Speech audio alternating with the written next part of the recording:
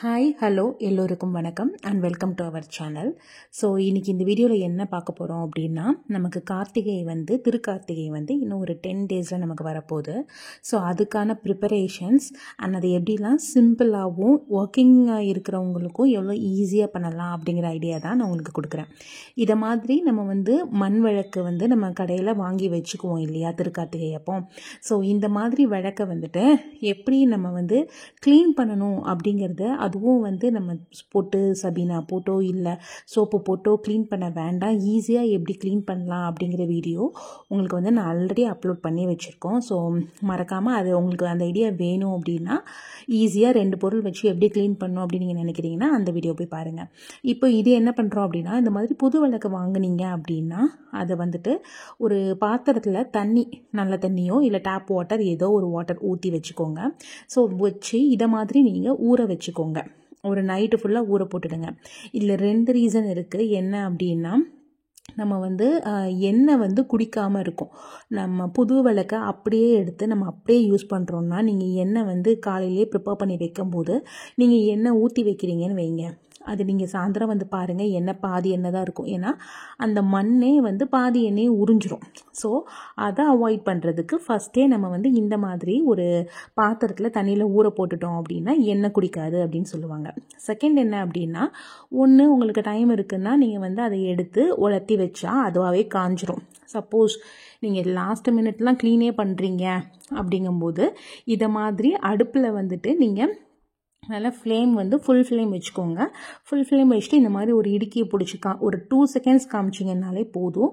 நல்ல அந்த இது அந்த மண் விளக்கு நல்லா காஞ்சிரும். ஸோ உங்களுக்கு திருப்பியும் ஈஸியாக எரியறதுக்கும் இது ரொம்ப ஹெல்ப்ஃபுல்லாக இருக்கும். இந்த ஐடியா நான் ஏற்கனவே சொன்ன மாதிரி எப்படி விளக்கு, அதாவது ப்ராப்பராக விளக்கோட என்னென்ன ஸ்டெப் இருக்குமோ எல்லா ஸ்டெப்புமே நம்ம வீடியோவில் இருக்குது. அதாவது புது விளக்கை வாங்கி என்ன பண்ணணும், நம்ம விளக்க க்ளீனிங் எப்படி பண்ணணும், எல்லாமே ஈஸியாக தான் இருக்க மாதிரி மஞ்சள் குங்குமம் பொட்டு எப்படி ஒன்று ஒன்றுக்கும் வைக்காமல் டப்பன்னு எப்படி வைக்கிறது எல்லாமே நம்ம சேனலில் கொடுத்துருக்கோம்.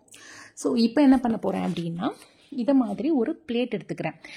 இந்த பிளேட்டு ஃபுட் கண்டெய்னர் பிளேட் தான் ஆக்சுவலாக. உங்களுக்கு ஒன்று இந்த மாதிரி பிளேட் இருந்தால் நீங்கள் பிளேட் எடுத்து யூஸ் பண்ணிக்கோங்க. அப்படி இல்லைன்னா உங்கள்கிட்ட பழைய சிடி இருந்துச்சுன்னா ரொம்ப பெட்டர். இது ரொம்ப பர்ஃபெக்டாக வரணும் அப்படின்னா நீங்கள் சிடி வச்சு பண்ணிங்கன்னா ரொம்ப பர்ஃபெக்டாக வரும்.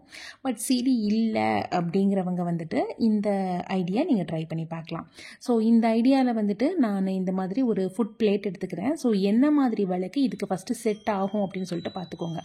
மோஸ்ட்லி நான் ப்ரிஃபர் பண்ணுறது இந்த மாதிரி கொஞ்சம் பெரிய விளக்கு இருக்கிறது. அந்த கொஞ்சம் பழைய காலத்து விளக்கு இருக்கும் இல்லையா, அந்த விளக்கு ரொம்ப பர்ஃபெக்டாக செட் ஆகாது. பட் புதுசாக வாங்கின ஒரு 4 விளக்கு இல்லை 3 விளக்கு நீங்கள் எடுத்து வச்சுக்கோங்க. ஸோ இந்த மாதிரி ஒரு பாத்திரம் எடுத்துக்கோங்க. இந்த பாத்திரத்தில் உங்களுக்கு மைதா மாவுன்னா மைதா மாவு, கோதுமை மாவு இருந்தால் கோதுமை மாவு, எந்த மாவுனாலும் ஓகே. ஏன்னா நமக்கு ஒரு ஸ்டிக்கி கன்சிஸ்டன்சி வர்றதுக்காக மட்டும்தான் இந்த மாவை நம்ம யூஸ் பண்ணுறோம். ஸோ இதில் லைட்டாக தண்ணி ஊற்றி நல்லா நீங்கள் பிசைஞ்சு எடுத்துக்கோங்க. ஸோ இது எப்படின்னா ரொம்ப நிறைய குவான்டிட்டி போடணும் அப்படிலாம் கிடையாது. உங்களால் எவ்வளோ நீங்கள் பண்ண போகிறீங்க, செட்டு பேட்சஸ் பண்ண போகிறீங்களோ அதுக்கேற்றாப்புல வச்சுக்கோங்க. ஆனால் இது கேட்டிங்கன்னா, இது நீங்கள் செய்கிறது ஒரு சிம்பிளாக டக்குன்னு ஒரு இடத்துல 3 விளக்கு வைக்கிறதுக்கான ஐடியாஸ் தான்.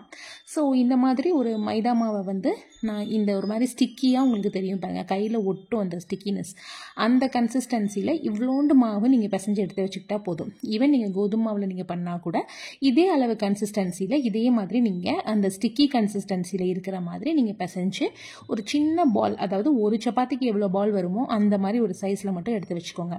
ஸோ இந்த பிளேட்டை நீங்கள் பார்த்தீங்கன்னா இதோட பேக் சைடு நான் எடுத்துட்டு இந்த மாவை நான் ப்ளேஸ் பண்ணிவிட்டு அதில் நான் விளக்கை செட் பண்ண போகிறேன்.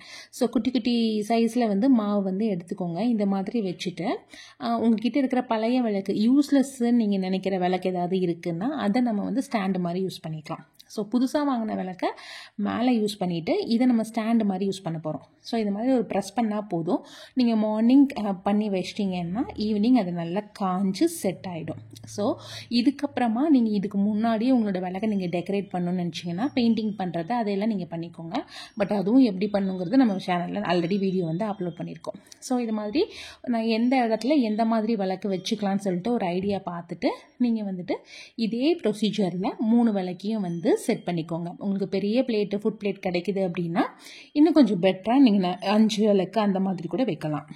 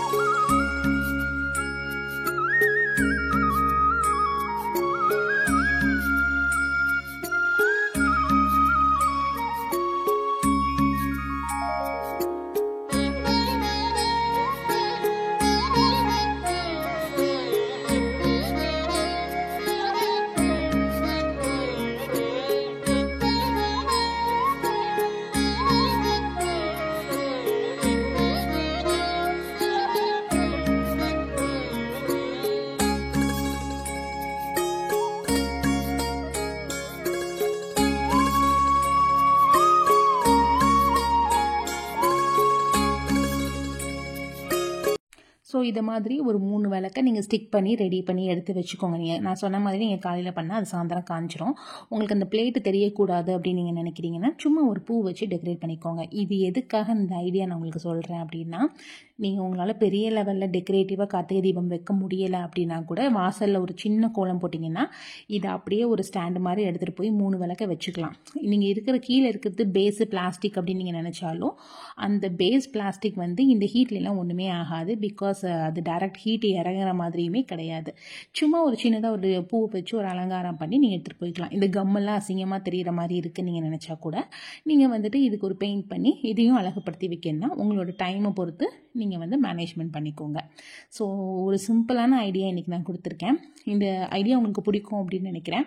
இந்த வீடியோ பிடிச்சிருந்துச்சு அப்படின்னா லைக் பண்ணுங்கள், ஷேர் பண்ணுங்கள், கமெண்ட் பண்ணுங்கள் அண்ட் சேனலை சப்ஸ்கிரைப் பண்ணி வச்சுக்கோங்க.